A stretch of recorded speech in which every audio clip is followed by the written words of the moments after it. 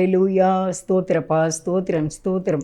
பேசும் தெய்வம் நீங்கப்பா, ஸ்தோத்திரம். எங்களோடு பேசுங்கப்பா ஆண்டவரே. உடைய வார்த்தை உடைய பிள்ளைகளுக்கு மிகுந்த ஆசீர்வாதமாக இருக்க, பிரயோஜனமாக இருக்க நீங்கள் உதவி செய்யுங்கப்பா. நன்றிப்பா, இயேசுவின் நாமத்தில் வேண்டிக் கொள்கிறேன் நல்ல பிதாவே, ஆமேன். அல்லேலூயா, ஸ்தோத்திரம். எல்லாமே சுவே எனக்கெல்லாமே சுவே, தொல்லை மிகுமி உலகில் தொலை இயேசுவே. எல்லாமே சுவே எனக்கெல்லாமே சுவே, ஆமென். அல்லேலூயா. தொல்லை மிகுமி உலகில் தொலை இயேசுவே. ஆயனும் சகாயனும் நேயனும் உபாயனும் நாயனும் எனக்கன்பான ஞானமான வாழனும், எல்லாமே சுவே எனக்கெல்லாமே சுவே, தொல்லை மிகுமி உலகில் தோழரே சுவே. தந்தை தாயினாம் ஜனம் பந்துளோர் சிநேகிதர் சந்தோட சகல யோக சம்பூரண பாக்கியமும், எல்லாமே சுவே எனக்கெல்லாமே சுவே, தொல்லை மிகுமி உலகில் தொலை இயேசுவே. ஸ்தோத்திரம். இந்த உலகத்தில் நமக்கு துணை இயேசு தான். எல்லாம் இயேசுவே, எனக்கு எல்லாமே இயேசுவே. சரித்திரமான ஒரு பாடல், பூர்வீகமான ஒரு பாடல் அவர்கள் எழுதியிருக்கிறார்கள். எனக்கு இந்த உலகத்தில் எல்லாமே இயேசு தான். தாயும் அவரே, தந்தையும் அவரே. என்னுடைய வாழ்க்கையில் இயேசு தான் எனக்கு எல்லாம் என்று பாடியிருக்கின்றார்கள். இன்றைக்கி உங்களுக்கு செய்தி நான் எப்படி எடுத்திருக்கேன் அப்படின்னா, பால் கொடுக்கிற தாயானவள், பால் கொடுக்கிற தாயானவள் எப்படி தன்னுடைய பிள்ளையை காப்பாற்றுவாள் என்பதை பற்றி உங்களுக்கு இந்த செய்தியை நான் சொல்ல இருக்கின்றேன். கர்த்தர் தாமே இந்த வார்த்தையை உங்களுக்கு ஆசீர்வதித்து கொடுப்பாராக. நான் பெருமைக்காக இதை நான் சொல்லலை. இன்றைய வாழ்க்கையில் நடந்த ஒரு உண்மையான சம்பவத்தை உங்கள் மத்தியிலே நான் பகிர்ந்து கொள்கிறேன். அதுக்கு முன்பாக வசனம் 1 தெசலோனிக்கேயர் 2வது அதிகாரத்தில் 7வது வசனத்தை இப்பொழுது நம்ம வாசிக்க கேட்போம். 1 தெசலோனிக்கேயர் 2ம் அதிகாரம் 7வது வசனம். உங்களிடத்தில் பட்சமாய் நடந்து கொண்டோம், உங்களிடத்தில் பட்சமாய் நடந்து கொண்டோம். பால் கொடுக்கிற தாயானவள் தன் பிள்ளைகளை காப்பாற்றுகிறது போல நாங்கள் உங்கள் மேல் வாஞ்சியாய் இருந்து தேவனுடைய சுவிசேஷத்தை உங்களுக்கு கொடுத்ததும் அல்லாமல் நீங்கள் எங்களுக்கு பிரியமானவர்களானபடியினாலே எங்கள் ஜீவனையும் உங்களுக்கு கொடுக்க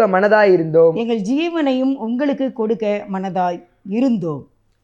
அருமையானவர்களே, அதாவது தாயானவள், பால் கொடுக்கிற தாயானவள் எப்படி தன்னுடைய பிள்ளைகளை காப்பாற்றுகிறது போல நாங்கள் உங்களை காப்பாற்றினோம் அப்படின்னு சொல்லி பவுல் அடிகளார் சபைக்கு எழுதுகிறார், தெசலோனிக்கே சபைக்கு எழுதுகிறார்.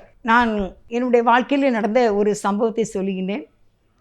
பெருமைக்காக மட்டும் இல்லை, உண்மையாக நடந்ததை தான் நான் டிவியில் பேசணும்னு ஆசைப்படுறேன். இந்த மீடியாவில் இல்லை நான் நேரில் பார்த்தது, இல்லை நான் கண்டது, இல்லை உண்மையாக மெய்யான ஒரு சரித்திரமாக புத்தகத்திலே படித்ததை தான் உங்களுக்கு நான் சொல்கின்றேன். எதுவுமே கற்பனையோ கதையோ கிடையாது. டைரெக்டாக கேட்டதையும் படித்ததையும் பார்த்ததையும் அனுபவித்ததையும் உங்களுக்கு சொல்லுகின்றேன். ஏனென்றால் இதை கேட்டு நீங்கள் பாவ மன்னிப்பையும் அடைய வேண்டும், பரலோக ராஜ்யத்தையும் பெற்றுக்கொள்ள வேண்டும். அதற்காக எப்படி ஒரு தாயானவள் தன்னுடைய பால் கொடுக்கிற தாயானவள் தன் பிள்ளையை காப்பாற்றுகிறது போல நான் உங்களை காப்பாற்றினேன் என்று பவுலடியார் சொல்லுகிறார்கள். எங்கள் அம்மா வீட்டில் இருக்கும்போது நான் மூளை வியாதியினால் ரொம்ப கஷ்டப்பட்டேன். அப்படியே நான் ரொம்ப அழுது கொண்டு இருக்கும்போது எங்கள் அம்மா என்கிட்ட உட்கார்ந்துருந்தாங்க. ரொம்ப சோர்ந்து போய் இருந்தாங்க. அப்படி ரொம்ப வேதனையாக இருந்தாலும், அதாவது என்னுடைய ஹார்ட் பீட்டே ரொம்ப வேகமாக அடித்து கொண்டிருந்தது. நான் அப்படியே படுக்கையிலே படுத்திருந்தேன். 17 வயசு கிட்டக்க இருக்கும் எனக்கு. படுத்திருந்தேன். எங்கள் அம்மாவும் என்னை பார்த்து கொண்டே மிகுந்த கவலையோடு உட்கார்ந்திருந்தார்கள். எங்கள் அப்பா வந்து தோட்டத்துக்கு போயிட்டாங்க. ஆனால் எங்கள் ஊரில் இருந்து தூத்துக்குடிக்கு தான் நம்ம ஆஸ்பத்திரிக்கு வரணும். தூத்துக்குடியிலேருந்து எங்கள் ஊர் வந்து தருவைக்குளம் 10 கிலோமீட்டர்னு சொல்லுவாங்க, 7 மைல். தூத்துக்குடியில் இருந்து தருவைக்குளத்துக்கு 7 மைல். 7 மைலும் நடந்து தான் வரணும்.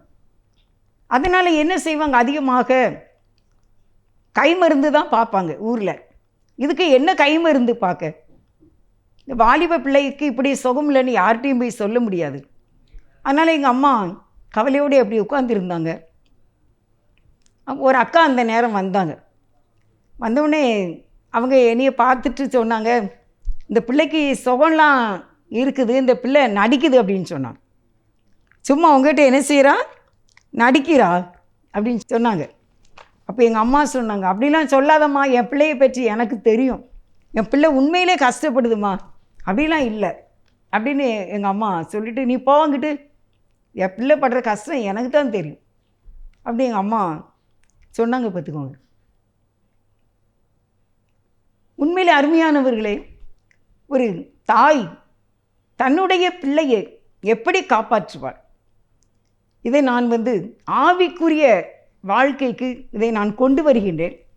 சரீர பிரகாரமாக ஒரு தாயானவள் தன்னுடைய பிள்ளையை அதனுடைய வளர்ச்சிக்காக பிரயாசப்படுவார்கள், முயற்சி எடுப்பார்கள், கண்டிப்பார்கள், கட்டாயப்படுத்துவார்கள். உணவு முதற்கொண்டு பள்ளிக்கூடத்து வரைக்கும் கட்டாயப்படுத்துவார்கள். ஆனால் ஆவிக்குரிய வாழ்க்கையில் ஒரு தேவனுடைய மனுஷன், ஒரு ஊழியக்காரன், பால் கொடுக்கிற தாயானவள் தன் பிள்ளையை காப்பாற்றுகிறது போல ஒரு ஆத்துமாவை வழி நடத்த வேண்டும். ஒரு சகோதரனை இல்லை ஒரு சகோதரியை தியாகத்தோடு வழி நடத்த வேண்டும். அந்த ஆத்துமா வந்து வளர்ச்சி அடைய வேண்டும். கிறிஸ்துவுக்குள்ளாக இயேசுவோடு நல்ல ஒரு ஐக்கியப்பட்டு வாழ வேண்டும். கிறிஸ்துவினுடைய இருதயத்தோடு இந்த மனிதனுடைய இருதயம் சம்பந்தப்பட்ட ஒரு வாழ்க்கைக்குள்ளே ஒரு ஆவிக்குரியவர்கள் தாங்கள் வழி நடத்தக்கூடியவர்களை வழி நடத்த வேண்டும். நம்ம மைக்கு பிடிச்சி பிரசங்கம் பண்ணாதான் பிரசங்கம் அப்படின்னு கிடையாது. இல்லை ஒரு பெரிய சபையில் ஒரு போதகராக இருந்து தான் நம்ம நடத்தணும்னு இல்லை. நம்ம தனிப்பட்ட எந்த நபரையும் நம்ம சந்தித்து அவங்களை ஆற்றி தேற்ற வேண்டும். அவர்கள் இருதயத்தில் இருக்கிற காயங்களை ஆற்றுவது ஒரு தாய், பால் கொடுக்கிற தாய் தன் பிள்ளையை காப்பாற்றுவது போல நடந்து கொள்ள வேண்டும். காயப்பட்டு இருக்கின்ற அந்த சகோதரனை சகோதரியையோ ஃபுல் சப்போர்ட்டு கொடுத்து அவர்களை கிறிஸ்துவுக்கு நேராகவே தள்ளி வழி நடத்த வேண்டும். நம்மை நன்றாக தியாகம் செய்தால்தான் அவர்களை தேவனுக்குள்ளாக வழி நடத்த முடியும்.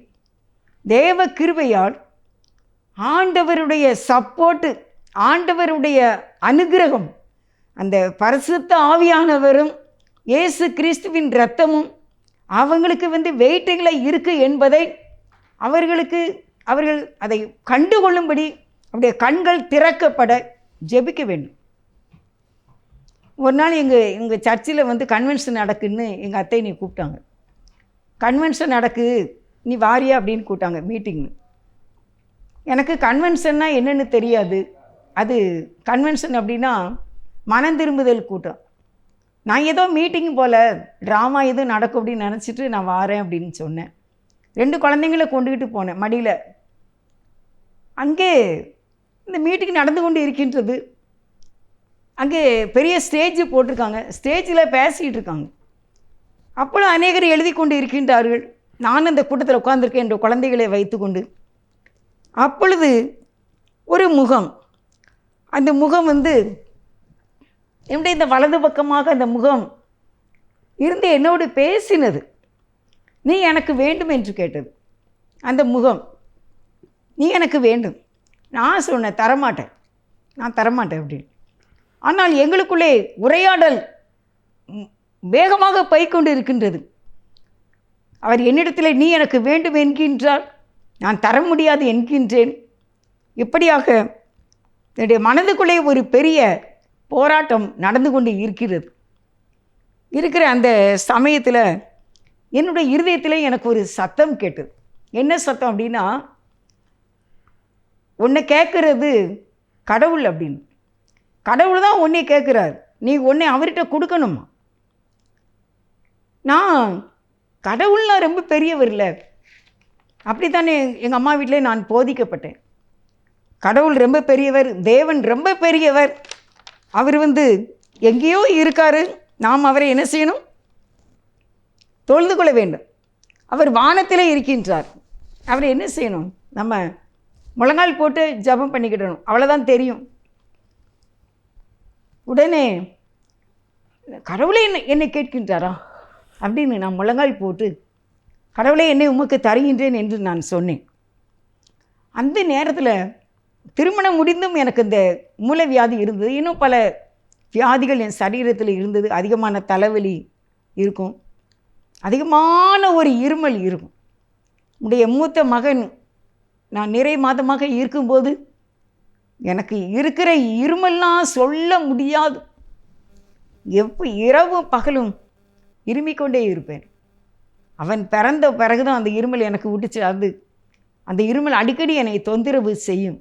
ஆனால் நான் இயேசுகிட்ட என்னை ஒப்பு கொடுத்த அந்த நாளிலே அந்த இருமல் முழுவதுமாக என்னை விட்டு நீங்கி விட்டது. இன்னும் பலவிதமான ரொம்ப பலவீனமாக நான் இருந்தேன். எங்கள் அம்மாட்டே நான் சொல்லியிருக்கேன், ஏம்மா நான் வாலிப பிள்ளையாக இருக்கேன், ஆனால் ரொம்ப நான் சுகமில்லாமே இருக்கேன்ல அப்படின்னு கூட ஒரு நாள் அம்மாட்ட நான் சொன்னது எனக்கு இன்னும் ஞாபகம் இருக்கின்றது. ஆனால் நான் என்னை இயேசுவின் இடத்துல ஒப்பு கொடுத்தேன்.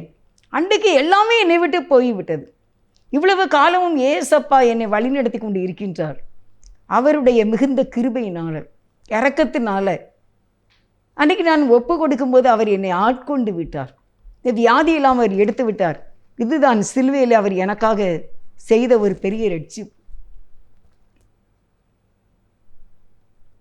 கூட்டம் முடிந்து விட்டது. நான் எழுந்து வீட்டுக்கு வந்த உடனே எங்கள் மாமியார் எங்கள் அத்தைட்ட கேட்டேன், இந்த கூட்டம் இன்றைக்கி தான் இப்படி நடக்குதா? எவ்வளோ பெரிய கூட்டம், எவ்வளோ கும்பலாக மக்கள் வந்திருந்தாங்க, ரொம்ப கூட்டமாக இருந்துச்சுல்ல, இன்றைக்கி தான் இப்படி ஒரு கூட்டமா அப்படின்னு எங்கள் அத்தைட்ட கேட்டேன். அத்தை சொன்னாங்க, 50 வருஷமாக நடக்கு இப்படி கூட்டம், 50 வருஷமாக நடக்கு, உனக்கு இன்றைக்கி தான் கண்ணு திறந்துருக்கு அப்படின்னு சொன்னாங்க. என் மனக்கண் அன்றைக்கு திறந்து விட்டது. எங்கள் வீட்டில் இருந்து சர்ச்சுக்கு 2-3 தெருவு தான், 2-3 தெருவு தாண்டின உடனே எங்கள் வீட்டுக்கு வந்துடலாம். அவ்வளவு பக்கத்தில் இருந்தும், திருமணமாகி இத்தனை ஆண்டுகள் ஆகியும் இப்போ இவ்வளவு பெரியதான ஒரு மைதானத்தில், பெரிய கேம்பஸ், தூத்துக்குடியில் உள்ள தூய பேதுரு ஆலயம், அவ்வளோ பெரிய கேம்பஸில் இப்படி ஒரு கூட்டம் நடப்பது என்பதை எனக்கு தெரியவே செய்யாது. நான் போகவும் இல்லை, அன்றைக்கு தான் போயிருக்கேன். அது வரைக்கும் நான் உலகத்தோடே வாழ்ந்து கொண்டு இருந்திருக்கின்றேன் என்று நினைக்கிறேன். வேறு மார்க்கத்தில் உள்ள மக்களோடு தாயம் விளையாடி கொண்டும் பேசி கொண்டும் காலங்களை போக்கி இருந்திருக்கின்றேன்.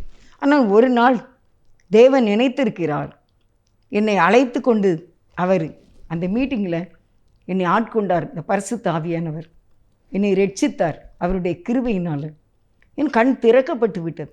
இவ்வளோ பெரிய கூட்டம் நடக்கிறது, வருஷம் நடக்குது தெரியல.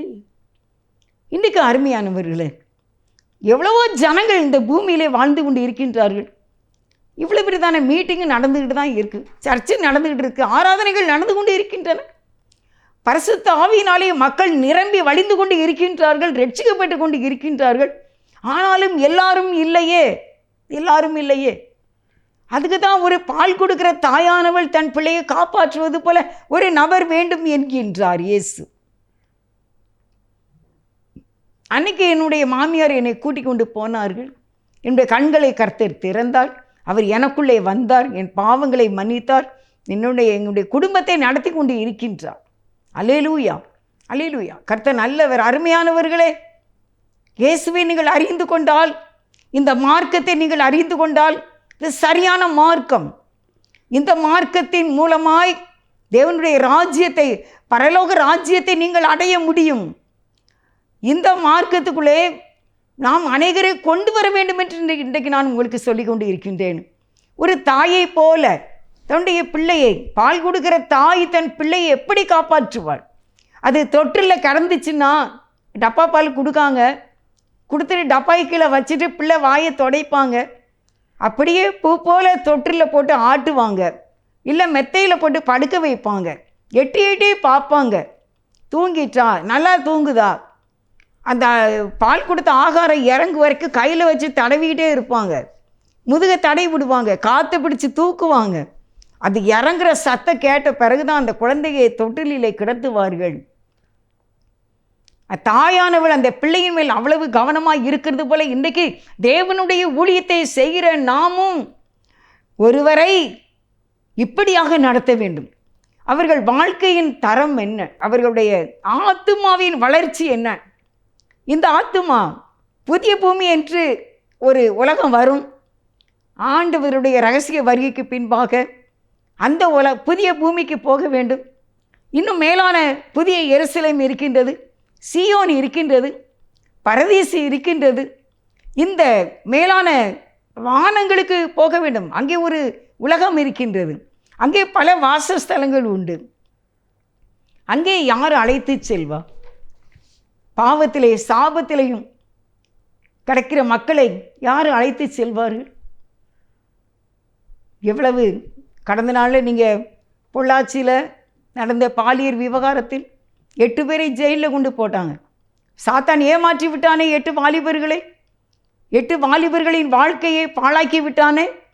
உலகத்திலே சந்தோஷமாக வாழ வேண்டியவர்கள் மனைவி பிள்ளைகளோடு குடும்பத்தோடு திருமண காரியங்களிலே ஃபங்க்ஷனில் வாழ வேண்டியவங்க இன்றைக்கி ஜெயிலிலே கைதியாக ஒரு இருட்டான அறையிலே, ஃபேன் வசதி இல்லாத இருட்டான அறையிலே போலீஸ்காரர்களுக்கு அடிமையாக வாழப்போகின்றார்கள். இவர்களை காப்பாற்றுவது யார்? சாத்தான் ஏமாற்றி விட்டான், பெண்களையும் ஏமாற்றி விட்டான். பெண்களும் ஆரம்பத்தில் பழகியிருந்திருப்பாங்கல்ல, சும்மா பழகியிருந்திருப்பாங்கல்ல. சும்மாலாம் ஒரு வீட்டில் வந்து ஒரு ஆம்பளை ஒரு பிள்ளையை தூக்கிட்டு போயிட முடியுமா? நாளாசரியாக அவங்க ஃபோனில் பேசியிருப்பாங்க, பிறகு நேரில் சந்திச்சிருப்பாங்க, பிறகு பழகியிருப்பாங்க, பிறகு கொடுக்கல் வாங்கல் இருந்திருக்கும்ல. இப்படி ஆகிய கடைசியில் முடிவு பாவத்தின் சம்பளம் மரணம் என்ற நிலைமைக்கு போய்விட்டது. இவர்களை காப்பாற்ற ஒரு தாய் வேண்டும் என்று உங்களிடத்திலே நான் கேட்கின்றேன். இப்படிப்பட்டவர்களுக்காக திறப்பிலே நின்று ஜெபம் பண்ண ஒரு தாய் வேண்டும். பால் கொடுக்கிற தாயை போல ஒருவர் வேண்டும். அருமையானவர்களே, அருமையானவர்களே, உங்களுடைய வாழ்க்கையில் நீங்கள் எத்தனையோ ப்ரேயர் மீட்டிங் அட்டன் பண்ணுறீங்க, எவ்வளவோ நாள் நீங்கள் ஆலயத்துக்கு போய் கொண்டு இருக்கின்றீர்கள், உபவாசிக்கிறீர்கள், ஜெபிக்கிறீர்கள். நீங்கள் தனிப்பட்ட ஒரு மனிதரை, ஒரு சகோதரியை, ஒரு சகோதரனை பாவத்தில் இருந்து மீட்டு உடைய கண்கள் திறக்கும்படியான அனுபவத்துக்குள்ளாக பரிசுத்த ஆவியானவருடைய கையிலே ஒப்பு கொடுக்கும் வாழ்க்கைக்கு கொண்டு வந்திருக்கின்றீர்களா? அதுவல்லவா பரலோக ராஜ்யம் மனம் திரும்பும். ஒரு பாவி மனம் திரும்பும் போது பரலோக ராஜ்யத்தில் மிகுந்த சந்தோஷம் உண்டாகும் என்று வேதம் சொல்லுகிறது. நீங்கள் வழி நடத்தி ஒரு தாய் தன் பிள்ளையை காப்பாற்றுவது போல காப்பாற்றி தேவனுடைய ராஜ்யத்துக்கு கொண்டு போகிற ஒரு தாயாக சகோதரனே, சகோதரியே, ஊழியக்காரங்களே நீங்கள் இருக்க வேண்டாமா? கடமைக்காக ஊழியம் செய்யக்கூடாது, அசதியாய் ஊழியம் செய்யக்கூடாது. பிள்ளையை காப்பாற்றுவது போல ஒரு ஆத்துமாவை நீங்கள் நினைத்து கொள்ள வேண்டும். ஒரு ஆத்துமாவை காப்பாற்ற வேண்டும். எப்படியாவது நரகத்தின் வல்லமையிலிருந்து அவர்களை காப்பாற்ற வேண்டும். அவர்களுக்கு வசனங்களை கற்றுக் கொடுக்க வேண்டும். அவர்களுக்காக நாம் உபவாசித்து ஜெபிக்க வேண்டும். இரவும் பகலும் முயற்சி செய்வது போல நாமும் ஆவிக்குரிய பிள்ளைகளை விசாரித்து இயேசுவை அவர்கள் விட்டுவிடாதபடி அவர்களை அன்போடு கண்காணிக்க வேண்டும். இயேசு சொல்லுகிறார், நான் ஒரு வசனம் வாசிக்கிறேன். ஏசாயா 66வது அதிகாரம் 13வது வசனத்தில் இப்படியாக வேதம் சொல்லுகிறது, ஒருவனை அவன் தாய் தேற்றுவது போல் நான் உங்களை தேற்றுவேன், நீங்கள் எருசலேமிலே தேற்றப்படுவீர்கள். ஒரு தாய் தன் பிள்ளையை தேற்றுவது போல நான் உங்களை தேற்றுவேன் என்று ஏசப்பா சொல்கிறான். அவர் நம்மை தேற்றுகிறார். நாம் இன்னொருவரை ஆண்டவரிடத்திலே கொண்டு வர முயற்சி செய்ய வேண்டும், தேற்ற வேண்டும். கர்த்தருடைய நாமம் மகிமைப்படும். அருமையானவர்களே, இந்த உலகத்தின் பாவத்திலையும் நாச மோசத்திலையும் இருக்கிறவங்க தேவனுடைய ராஜ்யத்துக்குள்ளே வர வேண்டும் என்று நாம் முயற்சி செய்யாமல் இருக்கிறது என்ன? ஏன் மௌனமாக நாம் இருந்து காலங்களை போய்க்கின்றோம்? உலகத்துக்காகவே நீங்கள் எவ்வளவு நாள் தான் கவலைப்பட்டு அழுது கொண்டு இருப்பீர்கள்? நம்முடைய தொழிலுக்காகவே தான் எவ்வளவு நாள் நீங்கள் அழுது கொண்டு இருப்பீர்கள்? அதற்காக மட்டுமே ஜெபம் செய்து கொண்டு இருப்பீர்கள்? கடைசி நாளிலே தேவனுடைய சமூகத்திலே நிற்கிற அந்நாளிலே நம்முடைய பொன் என்ன, பொருள் என்ன, நம்முடைய சொத்து சுகம் என்ன, அதையெல்லாம் தேவன் கேட்க மாட்டாங்க. எனது காரியமாய் யார் போவா, எனது காரியமாய் யார் போவா? ஏசாயா சொன்னார், நான் போகிறேன்ப்பான்னு. இன்றைக்கு நீங்கள் உண்டு, உங்கள் குடும்பம் உண்டு, உங்கள் பிள்ளை உண்டுன்னு தான் நீங்கள் வாழ்ந்துக்கிட்டு இருக்கீங்க. ஒரு ஆத்மாவுக்கு, ஒரு சகோதரனுக்கு, ஒரு சகோதரிக்கு, ஒரு வாலிபருக்கு, ஒரு 7வது 6வது வகுப்பு படிக்கிற ஒரு பிள்ளைக்கு இயேசு கிறிஸ்துவின் அன்பை சொல்லி அவர்களுடைய மனக்கண்களை திறப்பதற்கு தேவ ஆவியானவரோடு ஒத்தாசை செய்ய வேண்டுமே. காலங்கள் வேகமாக ஓடிக்கொண்டு இருக்கிறது. காலங்கள் பொல்லானது, நாட்கள் பொல்லாதவைகள். அதனால் காலத்தை பிரயோஜனப்படுத்திக் கொள்ள வேண்டும் என்று வேதம் சொல்லுகிறது. நான் யோபுல ஒரு வசனம் உங்களுக்கு வாசிக்கிறேன். யோபு 14வது அதிகாரத்தில் 17வது வசனத்தை வாசிப்போம். யோபு 14வது அதிகாரம் 17. என் மீறுதல் ஒரு கட்டாக கட்டப்பட்டு முத்திரை போடப்பட்டிருக்கிறது. என் அக்கிரமத்தை ஒருமிக்க சேர்த்தீர். என் பாவம், என் மீறுதல், அதாவது என் மீறுதல்னா தெரிஞ்சு செய்கிறதா மீறுதல், பார்த்துக்கோங்க. அப்போ என் மீறுதல் ஒரு கட்டாக என்ன செய்திருக்கு? கட்டப்பட்டு இருக்கிறது. கட்டப்பட்டு அது முத்திரை போடப்பட்டு இருக்கிறது. என் அக்கிரமத்தை ஒருமித்து கூடி சேர்த்தீர் சொல்கிறார். அடுத்த ஒரு வசனம் பாருங்க. யோபு 31வது அதிகாரம் 18வது வசனத்தை பாருங்க. யோபுடைய ஒரு காரியம் எப்படி இருந்துச்சு அப்படின்னு சொல்லி யோபு 31 அதிகாரம் 18வது வசனம். என் சிறு வயது முதல் அவன் தகப்பனிடத்தில் வளர்வது போல என்னோடே வளர்ந்தான். நான் என் தாயின் கர்ப்பத்திலே பிறந்தது முதல் அப்படிப்பட்டவர்களை கைலாகு கொடுத்து நடத்தினேன்.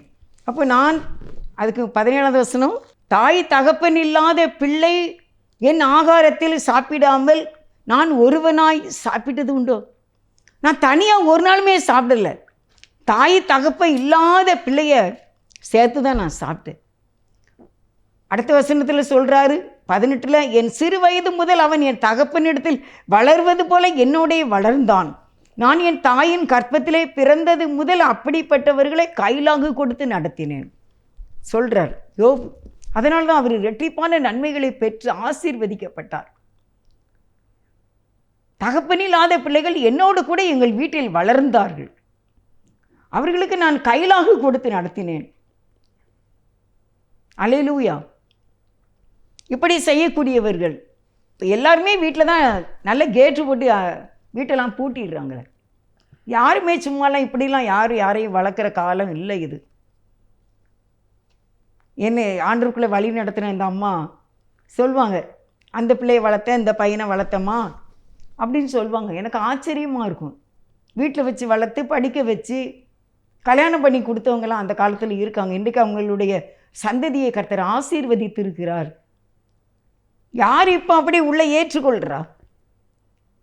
ஒரு தனிப்பட்ட ஒரு வாலிப பிள்ளைய, ஒரு சகோதரி, ஒரு காலேஜ் படிக்கிறவங்க சந்தித்து வழி நடத்தினா என்ன? அவங்க இருளிலே இருப்பார்கள், நமக்கு தெரியாது. நம்முடைய கண்கள் திறக்கப்பட வேண்டும். அவர்கள் கண்கள் திறக்கப்பட நாம் முயற்சி எடுக்க வேண்டும். அவர்களுக்காக தேவ சமூகத்திலே போராட வேண்டும். அவர்களை கண்காணிக்க வேண்டும். அவர்களை ஒரு தாய் பிள்ளையை நடத்துவது போல நடத்தி தேவ சமூகத்துக்கு நேராக கொண்டு வர வேண்டும். அவர்களுடைய மனக்கண்கள் திறந்து விட்டதென்றால் அவர்கள் இந்த பூமியிலே வாழ்ந்து விடுவார்கள். அவர்களுக்கு ஒரு ஹோப் இருக்கும், ஒரு நம்பிக்கை இருக்கும். இயேசு தான். இந்த இயேசுவை பிடித்து கொண்டே நாம் வாழ்ந்து விடலாம். இந்த வேதத்தை படித்து கொண்டே நாம் வாழ்ந்து விடலாம் என்றால் அது ஜீவன் உள்ளது. கர்த்தருடைய வார்த்தை உயிர் உள்ளது. வசனத்தை பற்றி கொண்டால் ஒரு மனிதன் வாழ்ந்து விடுவான். இயேசுவை முழுமையாக அறிந்து கொண்டால் அவன் வாழ்ந்து விடுவான். அருமையானவர்களே, இதை கற்றுக் கொடுப்பது யார்? ஒரு தாய் தன் பிள்ளையை காப்பாற்றுவது போல. பால் கொடுக்கிற தாயானவள் தன் பிள்ளையை காப்பாற்றுவது போல இன்றைக்கு நாம் ஆத்தும ஆதாயம் செய்ய வேண்டும். ஓடிக்கொண்டே இருக்கின்றார்கள், பிரயாசப்பட்டு கொண்டே இருக்கின்றார்கள். தாயை போல யாராயிலும் உண்டா? தாயை போல அன்பு செலுத்தி, கண்டிக்கிற நேரம் கண்டிச்சு, அன்பு செலுத்துகிற நேரம் ஆவிக்குரிய அந்த மனிதனை, அந்த மனுஷியை, அந்த பிள்ளையை, அந்த சகோதரியை நடத்தி இயேசுவை பார்க்கும்படி செய்ய வேண்டுமே. பரலோக ராஜ்யத்தை பார்க்கும்படி காட்டி கொடுக்க வேண்டுமே. வேதத்தினுடைய மகத்துவங்களை கற்றுக் கொடுக்க வேண்டுமே. அதுக்கு நமக்கு தியாகம் வேண்டும். நம்ம தியாகம் இல்லாமல் செய்ய முடியாது. உங்களுடைய பலவீனங்களையே நீங்கள் பார்க்கின்றீர்கள், உங்களுடைய குடும்ப கௌரவங்களையே பார்க்கின்றீர்கள். உங்களால் தனியாக யார்கிட்டையும் பேச முடியாது. ஆனால் வீட்டுக்குள்ளே எல்லாம் பேசுவீங்க, எல்லாம் சண்டைலாம் செய்வீங்க. ஆனால் ஆண்டவருக்காக மட்டும் எதுவுமே செய்ய முடியாது. உங்களுக்கு என்ன பலன் கிடைக்கும் பரலோக ராஜ்யத்தில்? கர்த்தர் சொல்லுகிறார், அவனவன் செய்த கிரியைகளுக்கு தக்கதாக அவனவனுக்கு பலன் கொடுக்கப்படுமாம். அன்றைக்கு நீங்கள் வெறும் கையாக நிற்பீர்களோ? அருமையானவர்களே, யோபுடைய வாழ்க்கையில் அவர் இப்படியாக அவங்க பிள்ளைங்களை வளர்த்துருக்காங்க. இன்றைக்கி நீங்கள் வீட்டில் வச்சு உங்கள் வேறு பிள்ளை எடுத்து வளருங்க நான் சொல்ல வரல. ஒரு ஆவிக்குரிய சகோதரிகளை நம்ம பார்க்கின்றோம், ஆலயத்திலே பார்க்கின்றோம், வெளியே பார்க்கின்றோம். அவங்களுக்கு இந்த இயேசு கிறிஸ்துவின் அன்பையும் நம்முடைய சாட்சியின் வாழ்க்கையையும் சொல்லி கொடுத்து பரலோக ராஜ்யத்தின் மேன்மையை கற்றுக் கொடுக்க வேண்டும். அவர்கள் மனக்கண்கள் திறக்கப்பட வேண்டும். இன்னொரு உலகம் இருக்கின்றது, அது ஆவிக்குரிய வாழ்க்கை, ஆவிக்குரிய உலகம். அது மாம்சத்தின்படி அல்ல, ஆவியின்படி வாழக்கூடிய ஒரு வாழ்க்கை. அந்த வாழ்க்கையை வாழ வேண்டும். தாயை போல அநேகரை நம்ம கிறிஸ்துக்குள்ளாக கொண்டு வர நாம் முயற்சி செய்ய வேண்டும். ஒரு தாய் தேற்றுவது போல் என் நேசர் தேற்றுவார்.